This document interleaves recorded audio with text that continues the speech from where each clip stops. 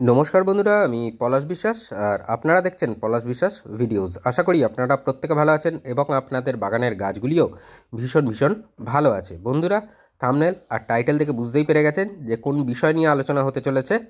হ্যাঁ বন্ধুরা, ডিসেম্বর মাসে আপনার জবা গাছে কী পরিচর্যা করবেন, ডিসেম্বর মাসে এই পুনে ভ্যারাইটি, ব্যাঙ্গালোর ভ্যারাইটি বা যে সমস্ত ট্রপিক্যাল জবাগুলো আপনাদের বাগানে আছে তাদেরকে কিভাবে আরও সুন্দর করে ফুলগুলোকে ফোটাতে পারবেন এবং প্রচুর পরিমাণে ব্রাঞ্চ আনতে পারবেন, কোন খাবার কতদিনের ব্যবধানে দিতে হবে এবং কোন কোন খাবার গাছের পাতায় স্প্রে করলে খুব ভালো রেজাল্ট পাবেন, সেটা ফুলের সংখ্যা হোক, ফুলের আকার হোক কিংবা ফুলের রং, সবটাই থাকবে উজ্জ্বল।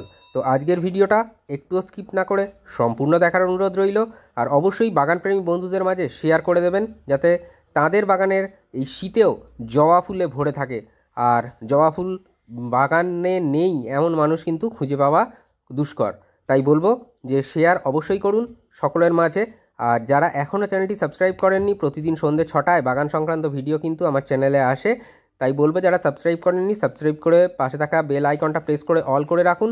তাহলে আমি যখনই ভিডিও আপলোড করব তার নোটিফিকেশান আপনাদের মোবাইল, কম্পিউটার অথবা টিভি স্ক্রিনে আপনারা পেয়ে যাবেন। তো চলুন বন্ধুরা, শুরু করা যাক যে কি কেয়ার করব দেখাবো। প্রথম এই গাছটার উপরে আমি কিন্তু কেয়ারটা করব। ফুলটা ফুটে গেছে, 2 দিন হয়েছে। তো শীতকালে একটা সুন্দর জিনিস হয় যে এই ফুলগুলো কিন্তু 2 থেকে 3 দিন অবধি থাকে। এই জবা ফুলগুলো যত ঠান্ডা বাড়বে তত বেশি দিন কিন্তু লাস্টিং করে। তো জবা গাছটা দেখতে পাচ্ছেন যে এই জবা গাছটা কিন্তু যথেষ্ট পরিমাণে কুঁড়ি নেই বা ডাল নেই, পাতা নেই। এই গাছের উপরে পরিচর্যাটা করব। আর ডিসেম্বর মাসে সব গাছেই, আপনাদের সমস্ত জবা গাছেই এই পরিচর্যাটা আপনারা করে ফেলবেন, তাহলে দেখবেন ভীষণ ভালো রেজাল্ট আপনারা কিন্তু পেয়ে যাবেন আপনাদের জবা গাছগুলো থেকে। তো যারা পুনে ভ্যারাইটি, ব্যাঙ্গালোর ভ্যারাইটি বা ট্রপিক্যাল জবা এখনও টবেতে বসাননি, বাগানে ঠাঁই দেননি, তাদেরকে বলবো যে এই জবা নিয়ে আসুন। মিডিয়াটা মুখ্য বিষয়, যে কি ধরনের মাটিতে কত ভাগ কত কি নিতে হবে তার উপরে বিচার বিবেচনা করে আপনাদেরকে কিন্তু জবা গাছটা প্রতিস্থাপন করতে হবে, তাহলে খুব ভালো রেজাল্ট পাবেন। তো একটা টবের 40% মানে অর্ধেকেরও কম নিয়ে নেবেন গার্ডেন সয়েল, যেটা মানে আপনার কাছে আছে সেই গার্ডেন সয়েল নিয়ে নেবেন 40%। সম পরিমাণে নিয়ে নেবেন কম্পোস্ট, সেটা ভার্মি কম্পোস্ট হতে পারে বা 1 বছরের পুরনো যে গোবর সার, সেই গোবর সারও হতে পারে। তো এই ভার্মি কম্পোস্ট এবং মাটি মিলিয়ে একটা টবের কিন্তু 80% ভরে যাবে। ফাঁকা যে 20% পড়ে থাকবে খালি অংশ টবের, সেটা আপনারা ভরাট করে নেবেন। বিল্ডিং কনস্ট্রাকশানে ব্যবহার করা হয় যে লাল মোটা দানার বালি, সেই বালি বার 3-4 ধুয়ে নেবেন, তাতে নোনা অংশ যেটা থাকে বালির মধ্যে সেটা ধুয়ে যাবে। ধুয়ে গেলে সেই মাটি, বালি এবং ভার্মি, এই 3টে উপাদান মিশিয়ে আপনারা টবের মাটিতে এই পুনে ভ্যারাইটি, ব্যাঙ্গালোর ভ্যারাইটি বা ট্রপিক্যাল জবাগুলো এখন নার্সারিতে পেয়ে যাবেন প্রচুর পরিমাণে। তো এগুলো প্রতিস্থাপন করে ফেলুন, দেখবেন অসাধারণ রেজাল্ট আপনারা পাবেন। দ্রুত গাছের গ্রোথ হবে এবং তার পাশাপাশি আসবে ঝাঁকে ঝাঁকে ফুল। জবা গাছ সূর্যালোক ভীষণ পছন্দ করে, তাই আপনার বাগানের যেখানে সর্বোচ্চ সূর্যালোক পড়ে তেমন স্থানে কিন্তু জবা গাছটিকে রাখুন। তো দেখলেন মাটিটা খুঁচিয়ে নিলাম, চারিধার থেকে রিং করে নিলাম, এখানে খাবারটা প্রদান করব, দিয়ে মাটি চাপা দিয়ে জল দিয়ে দেবো। জল দেওয়ার ব্যাপারে একটা বলি, জবা গাছে কিন্তু ঘন ঘন জল, মানে মাটি হয়তো শুকায়নি, উপরের মাটি দেখছেন শুকিয়েছে কিন্তু তলার মাটি ভিজে আছে, তো সেই মতো অবস্থায় জল কিন্তু দেবেন না। জলটা বুঝে দিতে হবে যাতে মাটি হালকা ময়েশ্চার থাকে। তো কী কী খাবার দিতে হবে ডিসেম্বর মাসে দেখে নিই। এখানে দেখতে পাচ্ছেন লেদার মিল বা চামড়াকুচি সার 1 টেবিল চামচ আছে। এর পরিবর্তে সর্ষের খোলের গুঁড়ো রোদ্রে 1 সপ্তাহ শুকিয়ে নেবেন, নিয়ে সেইটা দিতে পারবেন। তো এই লেদার মিল বা চামড়াকুচি সার খুব ভালো কাজ করে, দিতেও পারেন যারা দেবেন। এখানে নিয়েছি মিউরেট অফ পটাশ বা লাল পটাশ, এর পরিবর্তে আপনারা অর্গ্যানিক পটাশও ব্যবহার করতে পারেন। 1 টেবিল চামচ পরিমাণেই নিতে হবে। তো এই পটাশিয়াম গাছে ফুল আনতে সাহায্য করবে, কাণ্ডগুলোকে দৃঢ় করবে, শক্ত করবে, ফুলের বৃন্তগুলোকেও। আর এটা যেটা দেখছেন যে হাড় গুঁড়ো বা বোন ডাস্ট 1 টেবিল চামচ, 1 টেবিল চামচ নিমখোল। আর এটা যেটা দেখছেন এটা 1 চা চামচ পরিমাণে আছে কালো কালো দানার মতন জিআর দানা, যেটি অনুখাদ্য। এর মধ্যে 17 থেকে 19 রকমের অনুখাদ্য বা মাইক্রোনিউট্রিয়েন্ট পাবেন।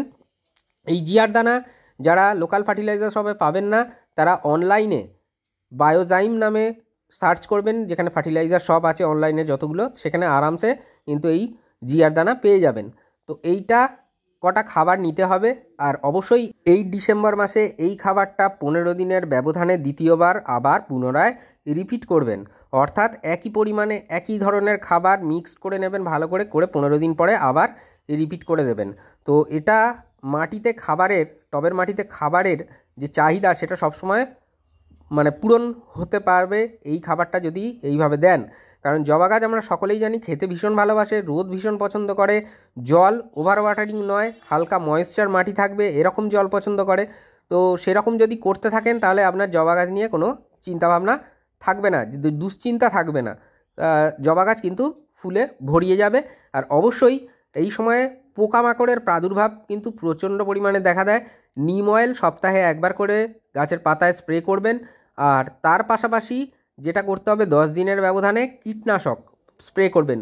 উদাহরণস্বরূপ বলে দিই যে কাকা কীটনাশক ব্যবহার করলেন 10 দিন পরে, আমি যে কোনো একটা যে কোনো কীটনাশকই ব্যবহার করতে পারেন, আমি জাস্ট উদাহরণ দিচ্ছি। কাকা কীটনাশক ব্যবহার করলেন, তার থেকে ঠিক 10 দিন পরে ধরুন ইমিডাক্লোরোপিড এটা ব্যবহার করলেন। এরকমভাবে ঘুরিয়ে ফিরিয়ে অন্তত 2টো কীটনাশক ব্যবহার করবেন, দেখবেন গাছে কোনো পোকামাকড়ের আক্রমণ কোনো দিনও হবে না। আর অবশ্যই এই যেভাবে দেখালাম খাবারগুলোকে দিয়ে এইভাবে মিশিয়ে মাটি চাপা দিয়ে জল দিয়ে দেবেন। প্রথম দিন জল ওভার ওয়াটারিং জল করবেন না বা ভরপুর ভরে জল দেবেন না। এই সময় দিতে হবে সেটা হচ্ছে মাটিটা যাতে ময়েশ্চার থাকবে, খাবারগুলো মাটির সাথে মিশবে সে মতো অবস্থায় জল দিয়ে দেবেন টবের মাটিতে। তো এরপর যেটা মানে আরেকটা কাজ করতে হবে সেটা হচ্ছে এই খাবার দেওয়ার ঠিক 1 সপ্তাহ পরে হিউমিক অ্যাসিড 1 লিটার জলে লিকুইড ফর্মেশনে যাদের কাছে আছে 1 ml থেকে 1.5 ml নেবেন। যাদের কাছে ডাস্ট ফর্মে আছে 1 চা চামচ পরিমাণে নেবেন। নিয়ে আপনারা কিন্তু টবের মিডিয়ায় সেই 1 লিটার জলের থেকে 250 ml জল নিয়ে দিয়ে দেবেন। তাহলে দেখবেন যে ভীষণ ভালো রেজাল্ট পাবে। তার কারণ রুট সিস্টেমগুলো নতুনভাবে জীবন পাবে, গাছের শিকড়গুলো। তার পাশাপাশি খাদ্য কণা যেগুলো আছে টবের মাটিতে এই হিউমিক অ্যাসিড দেওয়ার কারণে ভেঙে যাবে। খাদ্য কণা ভেঙে গেলে গাছ তা সহজেই গ্রহণ করে নিতে পারবে। আর এই হিউমিক অ্যাসিডটা একবারই দেবেন, দ্বিতীয়বার যখন আবার এই মিক্সড খাবার দেবেন জবা গাছে তখন আর রিপিট করতে লাগবে না। যেদিন হিউমিক অ্যাসিড দিলেন তার থেকে ঠিক 2 দিন পরে আপনারা গাছের পাতায় যে কোনো মাইক্রোনিউট্রেন্ট বা অনুখাদ্য স্প্রে করবেন। আর যাদের জবা গাছ দেখবেন যে সেভাবে ভালো সুস্বাস্থ্য নেই, তারা করবেন কি সরিষার খোল পচা জল এই সময়ে দাঁড়িয়ে সপ্তাহে একবার করে দেবেন। আর যাদের গাছ সুস্বাস্থ্যের অধিকারী, কুঁড়ি আছে, ফুল ফুটছে, তারা 10 দিনের ব্যবধানে এই সরিষার খোল পচা জল দেবেন। আর একদম যাদের দুর্বল অবস্থা, গাছের ফুল নেই কিছু নেই, সেক্ষেত্রে এটা প্ল্যান্ট গ্রোথ রেগুলেটর একটা যেটা স্ক্রিনে দেখাচ্ছি এটাই যে ব্যবহার করতে হবে এমনটা নয়। যে কোনো একটা পিজিআর বা প্ল্যান্ট গ্রোথ রেগুলেটর আপনারা স্প্রে করে দেবেন। সেটা মিরাকুলান হতে পারে, প্ল্যানোফিক্স হতে পারে, বা বুস্টার 2 হতে পারে, যে কোনো যেটা আপনাদের হাতের কাছে পাবেন সেটাই নিয়ে গাছের পাতায় স্প্রে করে দেবেন। তো যেটা ব্যবহার বলি সেটা এইরকম গায়েতে দেখবেন লেখা আছে। তো সেই মতো অবস্থায় যে কন্টেনারেই কিনুন না কেন সেখানে লেখা থাকে, আলাদা আলাদা ভাগে তো হয়। তো সেই জন্য সেইভাবে স্প্রে করে দেবেন। এটা প্ল্যান্ট গ্রোথ রেগুলেটর গাছকে বুস্ট করতে সাহায্য করে। অনেক সময় হয় কি টবের মাটিতে খাবার আছে, গাছের পাতায় খাবার দিচ্ছেন, তারপরেও কিন্তু গাছ এই খাদ্য গ্রহণ করতে পারে না। তো পিজিআরের কাজ হলো এটাই যে সেই খাদ্য কণাটাকে যাতে গ্রহণ করতে পারে গাছ, অর্থাৎ গাছের যে ট্রাইকন্টার্নাল বা ফ্যাটি অ্যাসিড গ্রন্থি আছে সেটাকে উদ্দীপ্ত করে এই পিজিআর বা প্ল্যান্ট গ্রোথ রেগুলেটর।